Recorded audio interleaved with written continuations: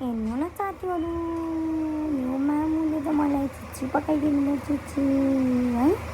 अनि यो चाहिँ हामीले घरमा थुका घिरस पालेको, त्यही घिरस काटेर हो चिची पकाइदिनु भयो।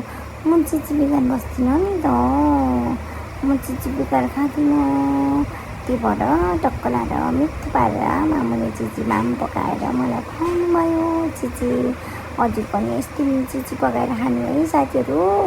हामी त बदमास मान्छे, यस्तै चिची चाहिन्छ जहिले।